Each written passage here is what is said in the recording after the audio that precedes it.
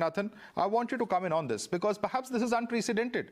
I don't personally know, I may be wrong and you can correct me if I'm wrong, of a constitutional authority of the stature of the Vice President participating in such a debate which is so clearly focused on a domestic political issue. One can understand if he was waxing eloquent about something that had, international implications, but that's not the case here, is it? And look at the people he is sitting with.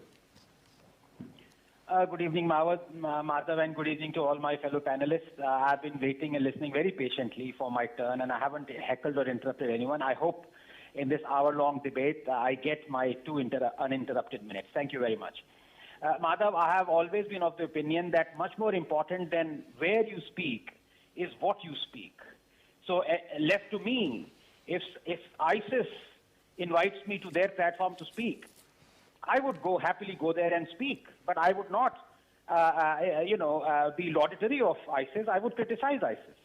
So that has been my opinion, that what is important is what you convey rather than where you convey it. And to be honest with you, by peddling fake narratives and selective anti-India propaganda, I'm sorry, but the ex-Vice President Ansari demeans his image more than he demeans India's.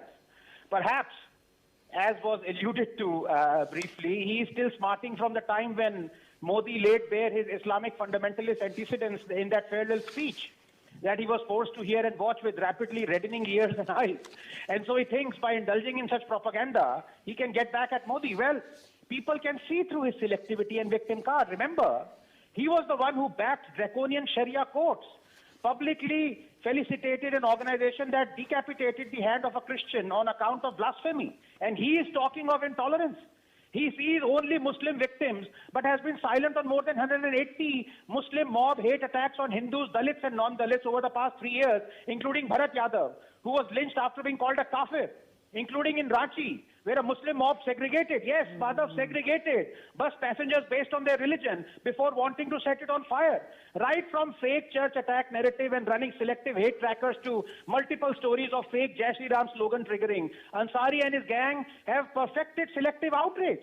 They never outrage on the BSP selecting as a candidate a man who offered 51 crores to anyone who beheaded Charlie Hebdo journalist, or when Mehbooba Mufti condoles the death of Hani the terrorist, or when Congress's Harish Rawat says those who kill a cow have no right to live in India, or when an SP legislator slaps a woman entering Haji Ali, or when Congress legislators demand hanging of Kamlesh Tiwari, or when Yasin Malik is celebrated by Manmohan Singh, or when Congress leader Kannan laments why Modi and Shah have not been killed yet, or when Muslim leaders make incendiary Hindu-phobic speeches, or when tens of thousands collect for funerals of terrorists, then it is not intolerance.